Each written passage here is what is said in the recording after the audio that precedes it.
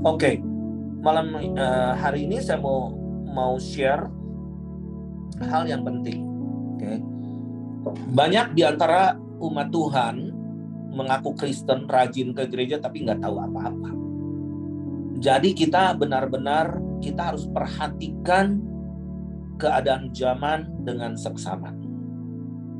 Coba kita baca di dalam Efesus 5, Bapak Ibu, ayat 15 sampai 17 ya. Saya ini terbatas ya, hanya ngomong ke sekian orang, tetapi Anda juga harus mengerti bisa menyelamatkan orang lain. Tadi Regina ngomong 108. We can just talk to 108. Tetapi kalau Anda bisa jadi Regina lagi, ini akan multiplikasi cara gerak kita multiplikasi. Jangan stop di dalam diri Anda. Seperti Anda lihat perempuan Samaria dikunjungi oleh Yesus gara-gara lah urusan Yesus minta air dan sebagainya. Aku nggak layak gitu kan. Bagaimana orang Yahudi bisa minta air ke aku gitu, perempuan yang boleh dibilang nggak layak gitu kan. Tetapi bagaimana perjumpaan itu membuat multiplikasi yang hebat. Yesus nggak menginjili kota Samaria, perempuan ini menginjili perempuan Samaria. Oh my God, jadi begini ya caranya, cara multiplikasi. Ibu Jelly misalkan, ini my sister ya, you are so good, Anda penggerak. Bu Yeli ke 5 orang, Ibu Yeli bisa ngomong ke 50 lagi, kali 5 rumah lagi. Enggak, Ibu Yeli aja bisa lakukan berapa gitu kan, Bu Jelly ya. Nah, please don't stop di dalam diri Anda. Oke? Kita kan nggak cari untung, di sini nggak cari untung. Karena yang pertama kita harus menyelamatkan orang lain. Menyelamatkan dengan kasih. Kadang aku melayani di Amerika tuh ternyata gampang banget. Di Amerika tuh banyak orang frustasi. Ada satu kenalan saya, kenapa ya saya pengennya bunuh diri aja. Hah? Kamu ke gereja rajin? Oh, you are not alone. You are not alone. I'm going to pray for you. Kalau if you need me, you just call me.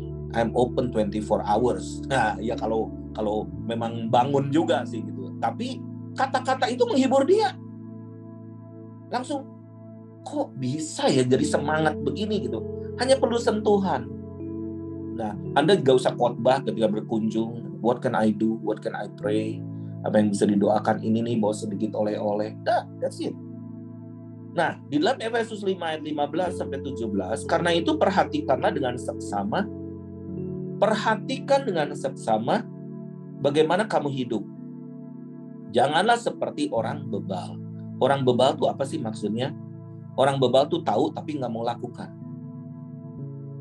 Nggak obey, nggak nurut gitu. Nah, tetapi seperti orang arif. Dan pergunakanlah waktu yang ada, karena hari-hari ini adalah jahat. Mungkin kalau kita lihat jahat, ada yang bunuh, copet, narkoba, dan lain sebagainya yang kelihatan. Tapi sistem yang jahat ini sedang datang. Tanpa terasa. Makanya firman Tuhan katakan, sebab itu, janganlah kamu bodoh. Wah, ini ayat negor ya. Janganlah kamu bodoh. Bodoh. Bahasa Perancisnya cilepeng. Kita jangan bodoh. Tapi usahakanlah. Usahakanlah. Supaya kamu mengerti the will of God, kehendak Tuhan. Jadi, kalau kedewasaan orang itu sebetulnya dilihat dari doanya. Karena doa itu permohonan salah satu. Dia minta apa aja. Kalau mintanya untuk diri sendiri itu kayak anak kecil terus. Gak pernah dewasa. Can we pray from now? Send me. Kirim aku Tuhan, kemana engkau mau? Karena aku percaya mujizat itu ada di sana. Tuhan suruh Elia, burung gagak sudah di sana untuk memelihara kita. Saya ngomong gampang ya Bapak Ibu sekalian, tapi praktek itu susah sekali. Saya ini bawa ke Amerika tuh juga ingin bawa istri saya untuk menghibur dia juga kan, juga ya. Tapi saya tinggalin dia nih sekarang di Las Vegas di keponakan saya. Saya akan segera pulang nanti, terbang sebentar. Nah, saya kok di situ saya reserve uang saya untuk hotel lah, berapa hari di hotel. Saya pikir ternyata saudara saya membutuhkan uang tanpa saya tahu. Kelihatan kesulitan gitu. Ya udah, saya malah ngomong sama istri saya, kita kasih dia hak kita di hotel, kita kasih, kita nggak usah di hotel, di kamar aja nggak apa-apa. Mereda kecil nggak jadi masalah, kita stay di situ dan kita kasih tabur. Terus malamnya saya dimakan sama seorang teman di situ, dan tahu nggak di Las Vegas tuh, Pak Anton tahu tuh bahwa sekarang tuh lagi mau mengadakan acara Formula One dan lain sebagainya. Di hotel tuh nggak ada room kosong. Mahal, satu hari bisa sampai $1.000. Hotel yang berbintang 5 ya, Diamond. Nah, ketika saya makan, saya ditanya sama dia, tinggal di mana? Di rumah keponakan gini. Oh iya, seneng lah Pak Daniel bisa datang ke sini. Pak Daniel mau tinggal di hotel. Emangnya kenapa? Saya ngomong, saya ada hotel seminggu kalau mau. Hotel di mana? Itu hotel yang bintang 5 Diamond, $1.000. Kenapa kok bisa nawarin ke saya? Saya dapat jatah dan saya nggak mau tinggal di hotel. Saya tinggal di apartemen saya bisa nyenyak tidur. Astaga, malam itu after dinner, aku buru-buru pulang ngepak barang. Ayo buruan, kapan lagi gitu kan. Tetapi aku nggak seminggu, 3 hari karena aku mesti berangkat ke Dallas ini untuk konferensi doa dengan Cindy Jacob. Aku di hotel bingung, semua komputer, sampai buka horden juga gimana caranya, nggak bisa pakai komputer, tinggal pencet knob. Makanya jangan bodoh, jangan kampungan kita meeting itu kan, baru dikasih berkat segitu aja udah bingung gitu kan. Jangan-jangan kita nggak bisa tidur juga, ngitung terus gitu kan, per menit berapa dolar. Nah, ini something yang happen to me, extraordinary. Gak bisa di-achieve oleh diri saya sendiri. Kalau saya punya uang juga, saya nggak mau tinggal di situ. $1.000, men, sehari. Nah, Bapak Ibu sekalian, ini satu kesaksian yang benar-benar buat saya nih ya. Tapi kalian nggak usah nurutin. Tuhan tuh nggak usah. Tuhan tuh bukan multiplikator mujizat. Saya dapat mujizat ini, Anda nurutin saya gitu. Enggak, berkat Anda dengan saya mungkin beda. Anda sekuat berapa mau naburnya juga gitu kan. Jadi digerakkan itu selalu penuh taburan dan penuh air mata. Oke? Di dalam kekurangan kita menabur. Saya juga ingin menghimbau Anda, nabur sekarang. Untuk Amerika, nabur sekarang. Untuk para homeless ya di Amerika, juga nabur sekarang untuk Libanon. Aduh, musim dingin, mereka lagi nggak ada makanan. Nah, Anda digerakin berapa terserah, ke Regina aja. Aku juga nggak rugi, Anda nggak nabur juga nggak rugi. Kita nggak cari uang di situ, ya. Tetapi aku ingin menggerakkan Anda karena kita akan masuk dalam masa krisis. Di dalam masa krisis ini, Anda akan diberkati kalau Anda ngerti soal tabur tuai. Nah, sekarang saya kembali lagi ke masa-masa ini. We have to be very careful dengan kata suddenly, tiba-tiba. Mungkin beberapa di antara Anda mungkin udah denger ya khotbah saya, mungkin bosen juga ya sebelum masa pandemi. Saya khotbahkan masa suddenly. Be careful dengan kata-kata suddenly, tiba-tiba. Nah, tiba-tiba itu kan sama seperti dengan 10 gadis yang menantikan sang mempelai. Jangan tiba-tiba kita minyak habis 5, jadi kita termasuk 5 gadis bodoh gitu ya, karena sang mempelai itu tiba-tiba juga datang. Nah, kedatangan Tuhan tiba-tiba seperti pencuri. Nah, Bapak Ibu sekalian, kejadian yang ada saat ini, selama saya seminggu nggak ada, 2 minggu nggak ada, wow, saya melihat kok luar biasa sekali ya. Bahkan di Bali bisa sebelum G20, kok bisa ada K20. Apa itu? Religious people. Untuk apa? Mengkerucut kemana? Nanti saya jelasin. Nah, di Inggris, tiba-tiba Bapak Ibu sekalian, Perdana Menteri yang wanita itu milenial sebetulnya kan, Liz Truss, tiba-tiba mundur.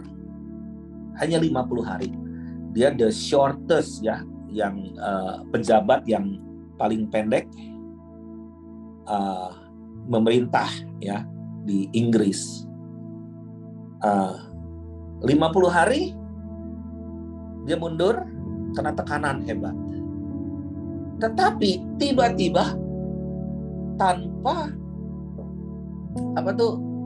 pemilu tanpa voting, seorang Perdana Menteri baru muncul. Kagetlah kita semua. Tiba-tiba Perdana Menteri ini yang bukan Kristen, dia seorang Hindu di Inggris, yang namanya pusat daripada gereja Anglikan. Dan siapa dia? Tanpa melalui voting. Banyak di antaranya, itu politik lah. Tapi coba lihat, politik itu pakai sistem kan, membuat satu sistem dan ngegiring kemana. Anda ngerti nggak soal tiba-tiba ini? Ketika PPKM tiba-tiba dicanangkan, tiba-tiba. Ketika bulan Maret 2020, tiba-tiba shutdown. Nah, coba kita lihat, sebagai orang-orang yang rohani, kita harus bisa memiliki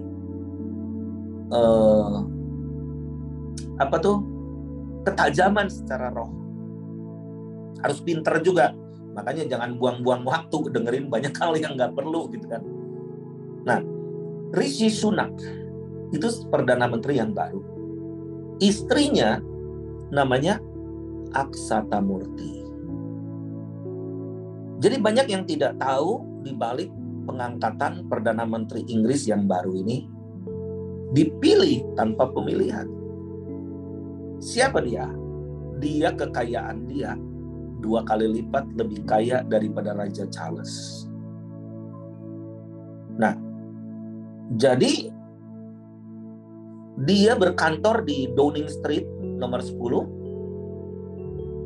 Itu dia adalah orang yang lebih kaya daripada orang yang di Buckingham Palace. Ya, di istana Buckingham. Kekayaannya 730 miliar pounds. Jadi 2 kali lipat kekayaan Raja Charles yang hanya 350 miliar pounds. Siapa dia?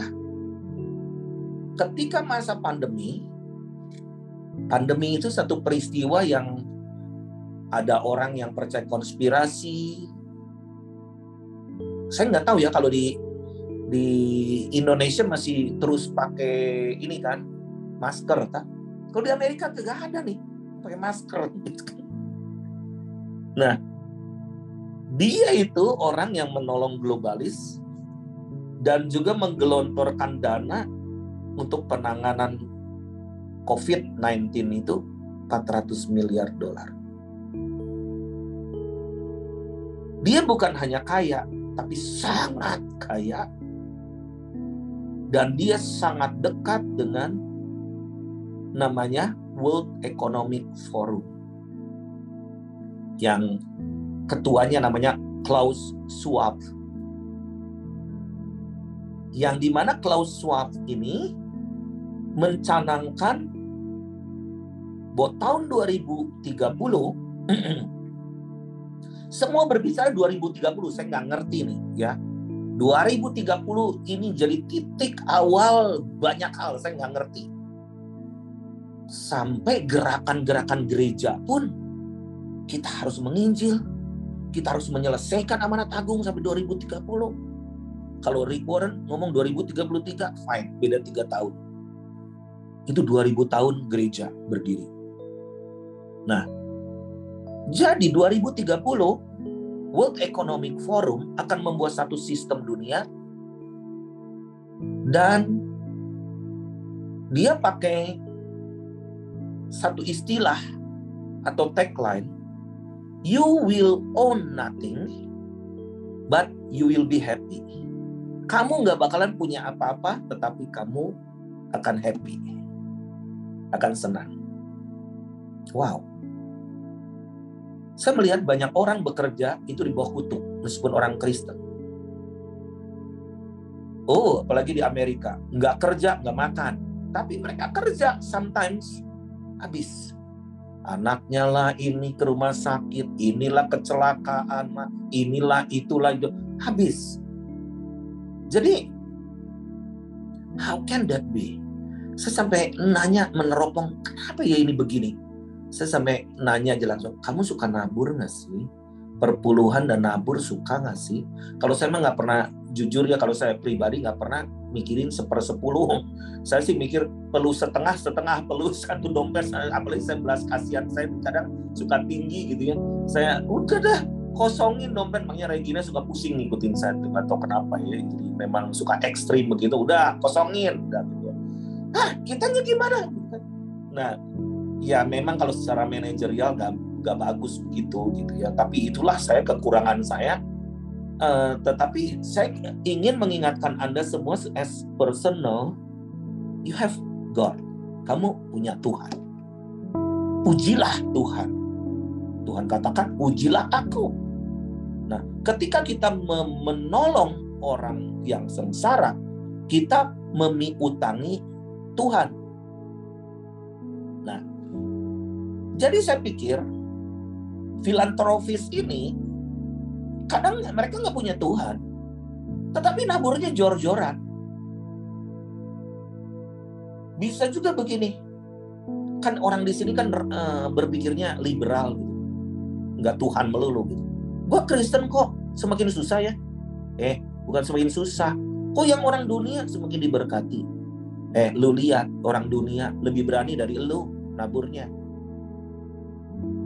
Itu udah hukum juga, bukan soal percaya. Apa yang ditabur kita kan Tuhan. Nah, jadi kita kembali ke sini. Ini seorang yang punya kekuatan masih muda, Bapak Ibu sekalian, Rishi Sunak. Mertuanya siapa? Dia adalah pemilik perusahaan yang memproduksi chips untuk uang digital. Namanya CBDC, Central Bank Digital Currency. Jadi, pidato pertama Rishi Sunak kita saksikan di video ini, bahwa dia akan menguasai ekonomi dunia. Dan Wahyu 13 sedang dinyatakan. Yuk kita lihat, Bill, tolong.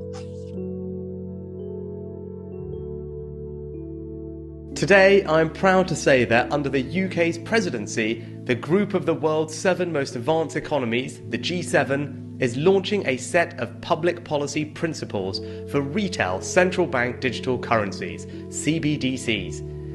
Central bank digital currencies could be a digital version of money, a bit like a digital banknote that could be used alongside physical notes and coins. Unlike most of the digital money people use daily today, it would be issued directly by a central bank, like the Bank of England in the UK.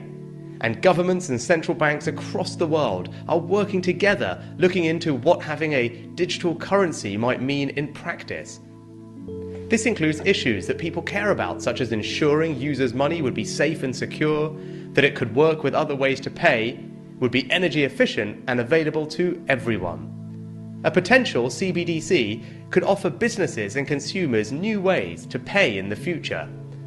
It's all part of the wider story of digital innovation that has delivered benefits to millions around the world and in the UK. The decision on whether to launch a central bank digital currency is for each country to make, and no G7 jurisdiction has yet made that choice. These decisions raise important questions about the reshaping of our economy, financial systems, and the way in which people interact with money and payments. That's why working together and careful evaluation with our international partners is essential. In the UK earlier this year, I announced a new joint task force between the Treasury and the Bank of England to look into a potential CBDC as a complement to cash and bank deposits. We're also hearing from firms, technology experts and others. Under the leadership of the UK, this report today will help support and inform exploration of CBDCs in the G7 and beyond.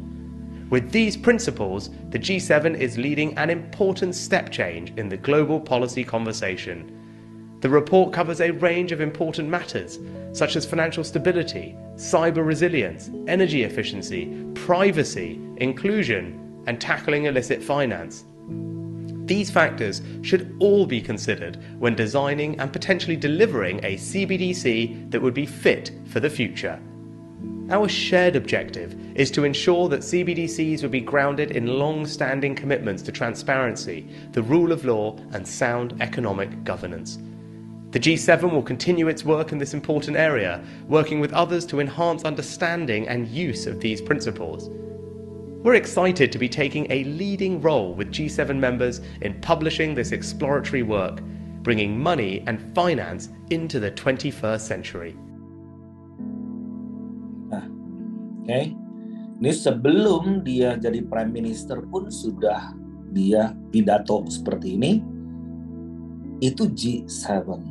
Bagaimana dengan G20? Beberapa isu yang akan digelontorkan pasti itu suasana perang.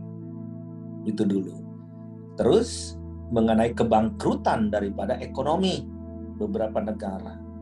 Tetapi what will be the next? Isu masalah currency, sistem jual beli, sistem ekonomi dunia. Dan juga isu utama yang akan dibahas pastinya adalah global warming. Itu nanti akan jadi agama baru gitu, karena semua agama itu akan membuat MOU di situ dengan pemanasan global dan juga isunya alam. Oke, isunya alam.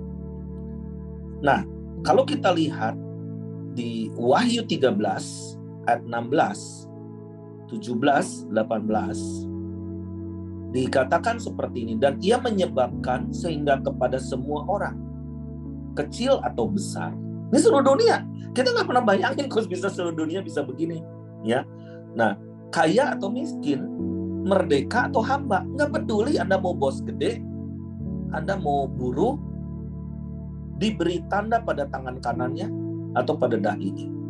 Dan tidak seorang pun yang dapat membeli dan menjual selain daripada mereka yang memakai tanda itu, yaitu nama binatang itu atau bilangan namanya.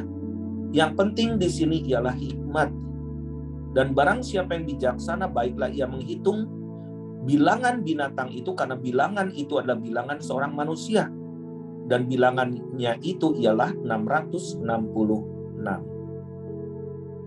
Kita udah tahu bahas ini sejak dari puluhan tahun yang lalu. Komputer itu 666 dan itu angka manusia, code dan lain sebagainya.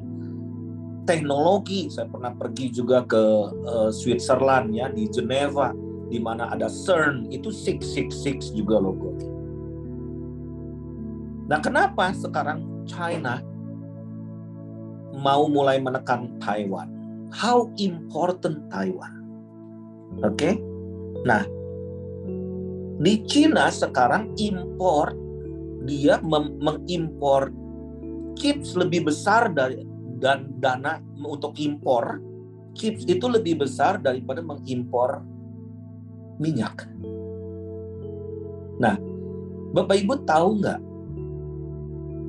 Indonesia pernah mau dicanangkan di Tangerang mau buat pabrik chips terbesar, tapi gagal juga. Something yang ada delay. Tahu nggak 80% produksi chips itu ada di mana? Taiwan. Taiwan. Nah, jadi kita segera mau nggak mau, suka nggak suka, besar kecil, tua muda, kaya miskin, akan masuk dalam era peraturan baru. Dan sistem yang baru dengan gaya yang baru. Gayanya gimana? Aturannya gimana? Anda bisa masuk mall tanpa masker nggak? Mau ngelawan, mau nyusup lewat WC, pintu WC dan sebagainya. Tetap Anda di dalam mall juga ketahuan Anda nggak pakai masker. Anda masuk gedung, gak punya peduli lindungi, kekeh. Kalau di mall suka ada enci-enci tuh marah-marah pakai peduli. Tetap ya bisa lolos di situ. Kalau di airport, Anda bisa jual beli nggak sekarang di Amerika? Bapak Ibu sekalian, kredit card saya numpuk nih sekarang nih. Semua pakai kredit card, cashless. Kita nggak terima uang cash. Nah, mungkin Anda akan bertanya, jadi gimana dong? Nah, jadi gimana? Iman Anda gimana? Bagaimana dengan iman kita? Saya nggak tahu nantinya gimana, nggak usah nanya sekarang. Tetapi apakah kita stick together?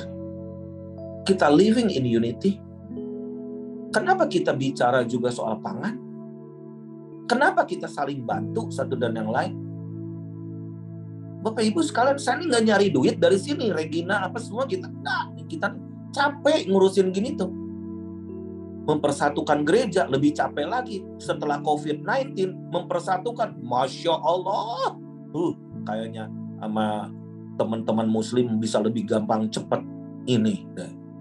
Ya, tetapi kalau kita nih udah ada tembok doktrin, paling benar sendiri. Hamba-hamba Tuhan tuh bisa saling melecehkan, saling bela diri. Nah, itulah Matius 24 ayat 10 nanti satu saat orang akan saling membenci, saling menyerahkan. Si itu tuh belum pakai chip, si ini loh. Sama kayak juga vaksin. Coba Anda nggak divaksin, Anda merasa tertuduh. Ada yang ngomong vaksin itu ada tembaga, enggak sih, nggak nyampe begitu sih. Tetapi ini the system yang sedang dibuat. Nah, Bapak Ibu sekalian, jadi kita lihat, kita berdoa untuk apa sih? Apakah kita berdoa juga untuk Elon Musk? Dia yang membeli Twitter, di mana kontrol media dan komunikasi serta transaksi dikontrol nanti media. Dia orang terkaya sekarang, tapi dia nggak punya rumah.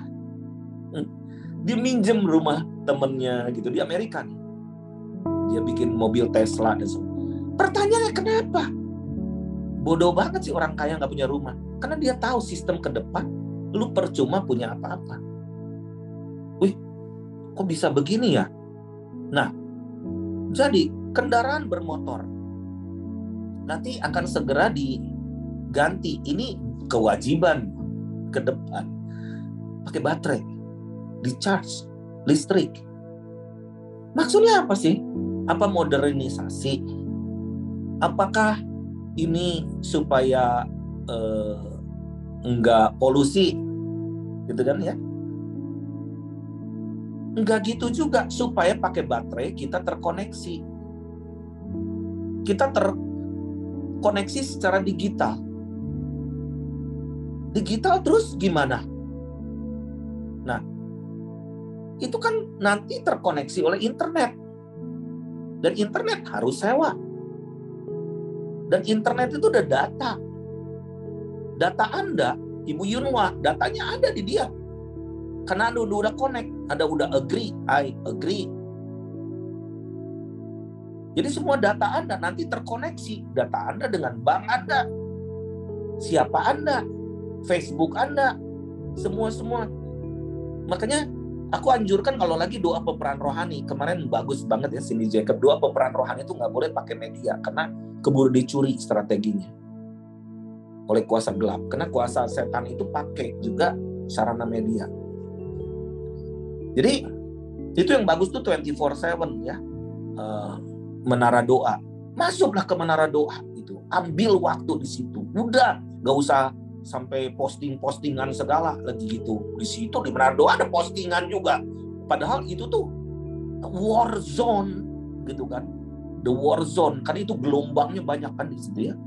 Nah, jadi semua terkoneksi, data terkopi, proses globalisasi akan segera cepat terlaksana. Saya coba drive, keponakan saya yang di Los Angeles beli Tesla. Aduh, enak banget. Bisa semua fully computer, tinggal ngomong aja. Cap open. Terbuka capnya di atasnya gitu. Tapi saya gagal terus, kenapa? Saya nyetir, kamu mesti fokus. Wah, fokus. Saya ini, lebih baik kamu istirahat. Saya terus aja. Udah gitu, mendingan kamu stop dan rest, take a rest. Gitu. Saya bisa diatur sampai skader sendiri, itu Pak. Saya diatur sama komputer dan ketahuan saya ini jalan lurus, membahayakan orang atau lain sebagainya. Ini good kan? Semuanya for good, semuanya untuk kebaikan. Nah, sekarang saya move kepada satu berita lagi. Saya nggak mau terlalu panjang juga ya. Ini coba ya. Ini isu namanya climate change, perubahan iklim, akan menjadi alat pemersatu agama baru. Coba tolong Bill itu slide. Ya, slide. Ngapain Paus ada di Sinai? Anda tahu Sinai itu orang seringkali juga berpikir ada di Mesir, padahal yang sebenarnya juga ada di Saudi Arabia.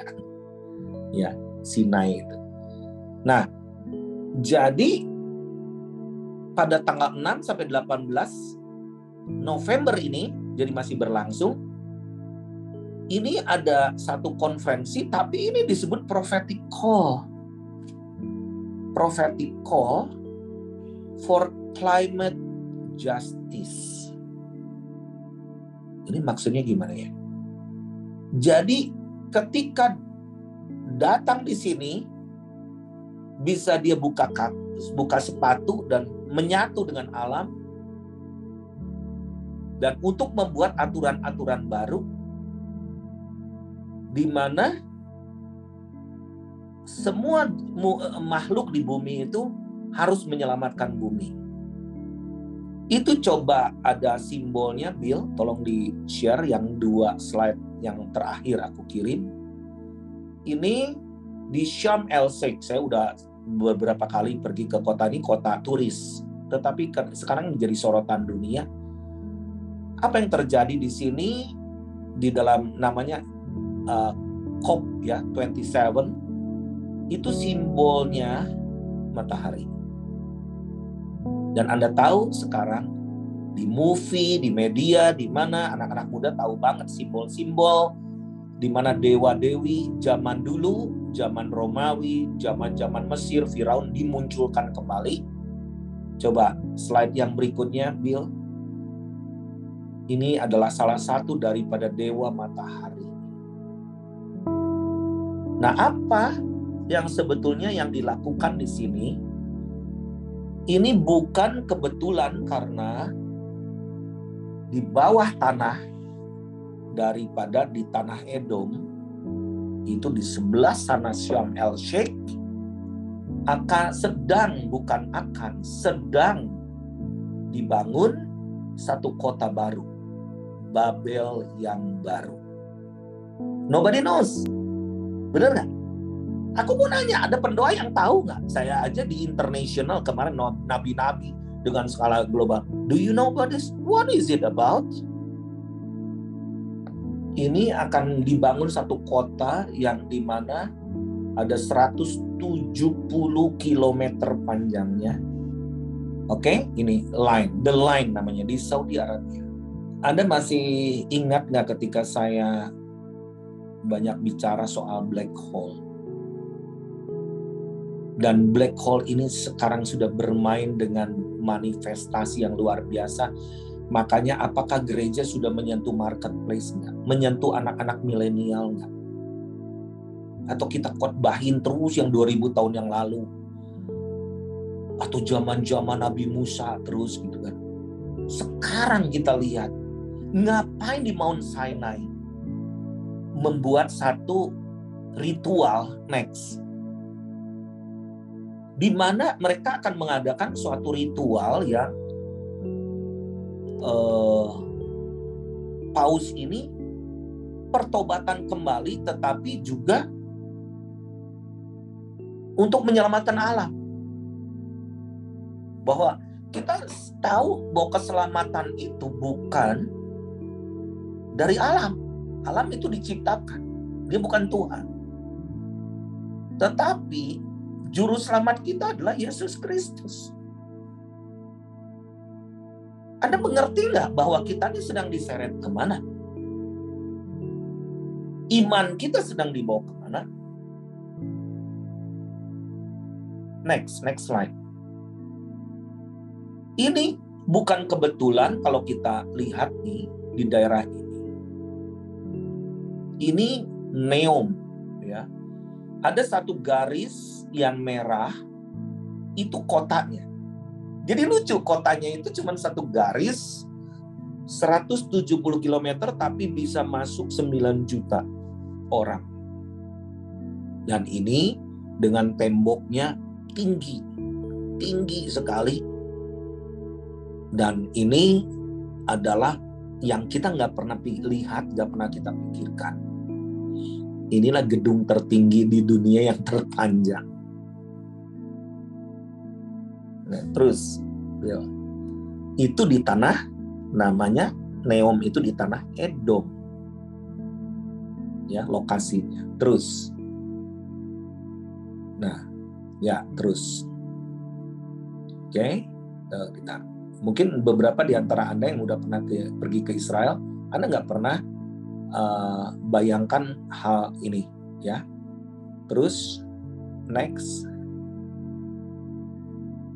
Ya, Petra juga, itu di bawah Petra. Anda kan ada beberapa di antara Anda pernah pergi ke Petra, ya. Di mana Petra itu adalah satu bukit marmer, di mana katanya kalau bom bahkan nuklir pun tidak bisa menghancurkan. Dan di bawah tanah itu sedang dibuat, benar ternyata. Dan ini sekarang membutuhkan 380.000 orang pekerja untuk membuat kota yang super ini. Next. Coba, nah ini bukit-bukit marmernya seperti ini. Ini udah ribuan tahun yang masih berdiri seperti ini. Next. Nah, yuk kita lihat filmnya. Oke, kita lihat filmnya. Sejak didaulat menjadi putra mahkota, Pangeran Kerajaan Arab Saudi, yaitu Muhammad bin Salman, mengumumkan rencananya untuk membangun megacity futuristik dengan 2 gedung pencakar langit yang membelah hamparan gurun. Mega proyek ini bernama Kota Neom dengan gedung pintar pencakar langit bernama The Line. Kota Neom akan menjadi proyek terbesar dan termahal di dunia dengan menghabiskan biaya senilai $1 triliun atau hampir 15.000 triliun rupiah. Hal ini sebagai tindak lanjut dari visi Arab Saudi 2030 yang berupaya menghilangkan ketergantungan ekonominya pada sektor minyak bumi sehingga mereka sangat getol untuk mengembangkan sektor wisata guna menambah pemasukan negaranya. Rencananya, Kota Neom akan dibangun di sepanjang pantai Laut Merah dan Teluk Aqaba yang akan menghubungkan Yordania dengan Mesir melalui Arab Saudi. Proses pembangunan Kota Neom sudah dimulai sejak tahun 2017 yang terdiri dari beberapa fase. Fase pertama adalah pembangunan Teluk Neom untuk tahap pengembangan lebih lanjut. Kemudian dilanjutkan dengan pembangunan hotel-hotel serta apartemen mewah. Proyek ini ditargetkan untuk selesai pada tahun 2030. Tetapi para insinyur mengatakan bahwa perlu waktu paling tidak 50 tahun untuk menyelesaikan proyek ini. Kota Neom dibangun di atas area seluas 26.500 km persegi, yang di dalamnya akan dibangun sebuah gedung pencakar langit bernama The Line. Gedung ini terbuat dari fasad kaca setinggi 500 meter, dengan panjang 170 km dan lebar 200 meter. Dengan perkiraan biaya berkisar 100 hingga 200 miliar dolar dan diprediksi akan menciptakan 380.000 lapangan pekerjaan. The Line akan dibangun memanjang layaknya garis. Karena itu, ia mendapat julukan sebagai Linear City. Jika selesai, bangunan ini akan menjadi yang tertinggi ke-12 dan menjadi yang terpanjang di dunia. The Line dirancang untuk tidak memiliki mobil, jalan, atau emisi karbon. Kota ini akan bebas dari polusi, sehat dan tahan lama, disebabkan hanya menggunakan energi bersih yang terbarukan. Teknologi kota pintar akan digunakan untuk menjalankan seluruh kota. Akan ada robot dalam keamanan, logistik, pengiriman ke rumah, dan penyediaan perawatan kesehatan. Nantinya, bangunan ini akan terdiri dari 3 lapisan. Lapisan pertama akan digunakan oleh pejalan kaki yang disterilkan dari segala jenis transportasi. Bagian ini akan dilengkapi dengan taman umum dan area pejalan kaki, sekolah, rumah, dan tempat kerja, sehingga seseorang dapat bergerak dengan mudah untuk menjangkau semua kebutuhan sehari-hari dalam waktu 5 menit. Lalu lapisan kedua akan dimanfaatkan untuk pertokoan yang menjual berbagai jenis barang serta kebutuhan. Sedangkan lapisan yang ketiga akan difungsikan sebagai area transportasi yang mencakup sistem kereta api cepat yang memungkinkan perjalanan hanya berlangsung selama 20 menit dari satu sisi kota ke kota lain.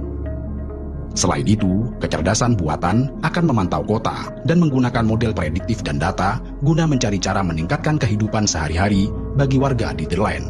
Angka penduduk yang besar itu termasuk bagian dari upaya untuk menambah populasi nasional, yang menurut Muhammad bin Salman bakal diperlukan untuk menjadikan Arab Saudi sebagai negara raksasa ekonomi.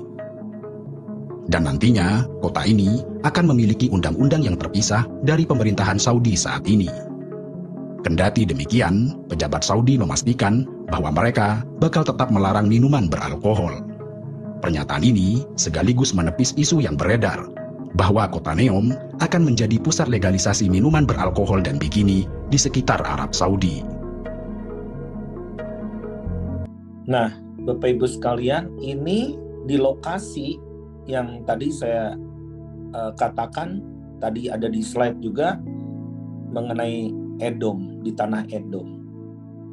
Apa yang sedang mereka bangun dan apa yang akan Tuhan lakukan? Apakah Anda bisa hidup di situ tanpa chips, tanpa teknologi, tanpa art, tanpa media? So, di Mount Sinai, di dalam konvensi yang disebut prophetic journey itu, mereka mendeklarasikan untuk kita tidak makan daging. Nah, kalau kita lihat di sini, mereka menuju segala sesuatu kepada sesuatu yang supaya sehat. Jadi kesehatan itu mahal sekali. Tujuannya semua ingin sehat. Dengan COVID-19 itu juga membuat otak kita jadi berubah. Supaya kita sehat, makan vitamin, makan ini, kita jadi konsumtif. Banyak orang yang malah kelebihan vitamin. Do you think that we are healthy in spiritual way? Apakah kita semakin sehat nggak secara spiritual? Atau kita ini semakin greedy, kita bekerja juga untuk diri sendiri, tanpa terasa bahwa hidup kita ini semakin selfish, fokus untuk diri sendiri. My home nggak mau begitu. Teman-teman juga nggak mau begitu. Kita mau bergandengan tangan dengan siapa, mau TCI, mau JDN, mau siapa yang bergerak kan 3 gerakan ini yang benar-benar banyak muncul. Yuk, kita harus punya same value. Bukan mau memegahkan jaringan kita, memegahkan pelayanan ministry kita. We have to save the people as many as possible. Baca di dalam Malaki 1 ayat yang keempat mengenai tanah Edom. Dan apa yang sedang terjadi saat ini. Apabila, saya akan bacakan ya buat Anda semua. Apabila Edom berkata, kami telah hancur. Dulu tanah Edom itu dihancurkan. Tetapi kami akan membangun kembali reruntuhan. Lihat Petra, itu kan tempat reruntuhan kan sebetulnya. Akan dibangun kembali. Dan ternyata bisa di bawah tanah. Kita kan nggak ngerti bisa begitu kan. Nah, maka beginilah firman Tuhan semesta alam. Mereka boleh membangun, tetapi aku akan merobohkannya. Dan orang yang menyebutnya daerah kefasikan. Dan bangsa yang kepadanya Tuhan murka sampai selama-lamanya. Mari jangan turut dunia. Stick together. Dalam firman Tuhan di dalam Ibrani 12 ayat yang ke-15. Jagalah supaya jangan ada seorang pun yang menjauhkan diri dari kasih karunia Allah, agar jangan tumbuh akar yang pahit. Tumbuh akar pahit itu biasanya jadi hater, membenci hamba Tuhan, saling membenci, bisa pecah gara-gara hamba Tuhan salah ini, padahal itu udah jadi timbul akar pahit. Mendadak asalnya rukun-rukun bisa pecah, timbul akar pahit. Lama-lama kepahitannya sama Tuhan.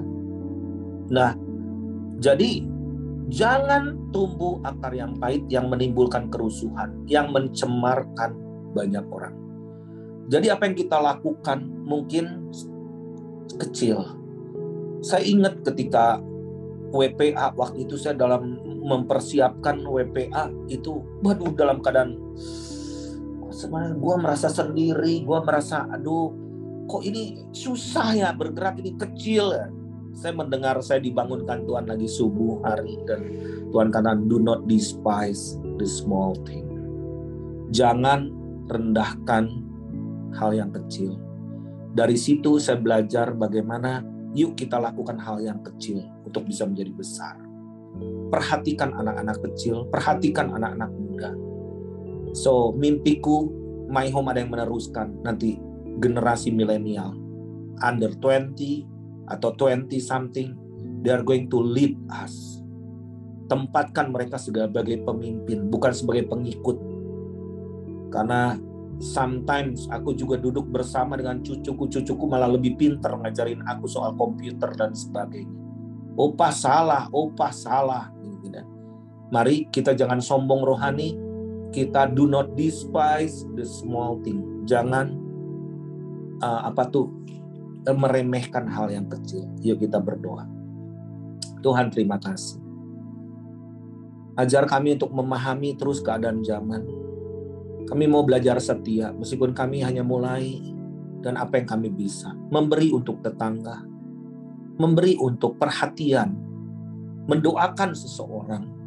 Atau kami hanya berkata, I will pray for you. You are not alone. I'm with you. Itu akan menghibur banyak orang. Terima kasih Tuhan untuk pengertian bagi kami semua. Berikan kami roh Kristus, supaya roh antikris itu tidak masuk dalam diri kami.